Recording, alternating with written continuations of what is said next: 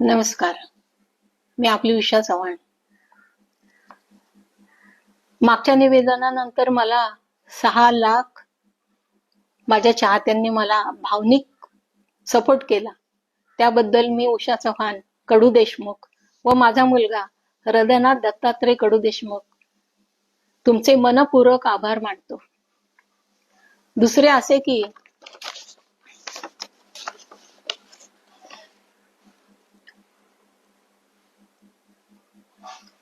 सरकार आणि नगर विकास विभागाकडून मिळालेल्या आश्वासनानंतर आम्ही विश्वास ठेवला होता. काही दिवस वाट पण पाहिली, पण शेवटी आश्वासनाची पूर्तता झाली नाही.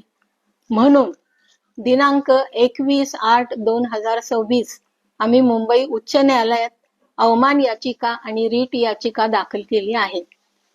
आमचा स्पष्ट आरोप आहे की PMC कडून माननीय उच्च न्यायालयाच्या 4 मार्च 2026च्या आदेशाचे पालन झाले नाही.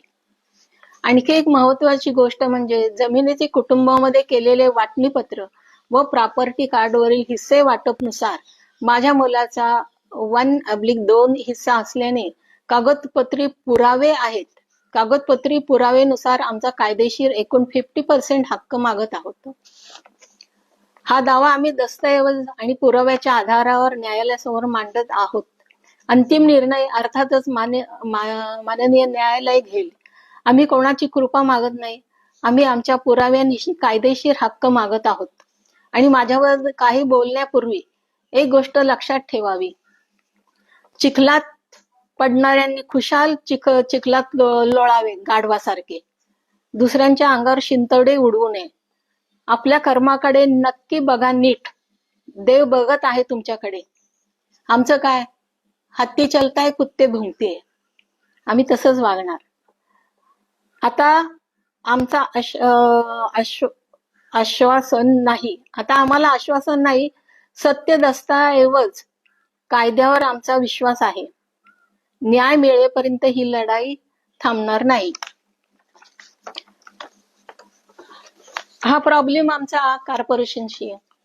आणि दुसरी गोष्ट म्हणजे वैयक्तिक असं काही नाही. ज्यांनी ऑपोजिटच्या लोकांनी जे काय उपद्व्याप केलेत आणि कॉर्पोरेशनने त्यांना मोठा सपोर्ट केलाय, त्याकरता मी माननीय शिंदे साहेबांकडे गेलो होतो. जीवन गौरव अजून तिथेच येतो.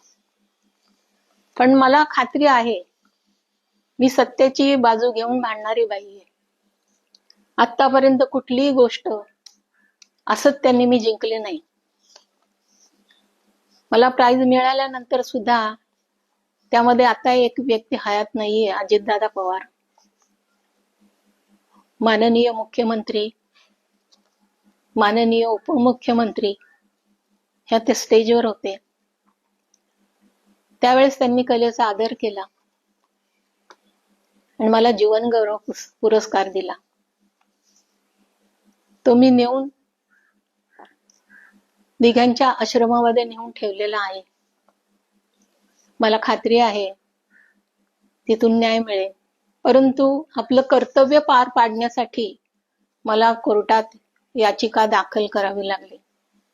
माझा विश्वास तिथे मी देऊन आलेली आहे.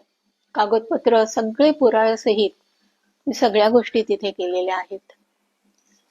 आता वरच्याची कृपा त्याप्रमाणे सगळ्यांना सुबुद्धी दे, एवढंच मी म्हणेन. जय हिंद, जय महाराष्ट्र. परत आपण भेटू.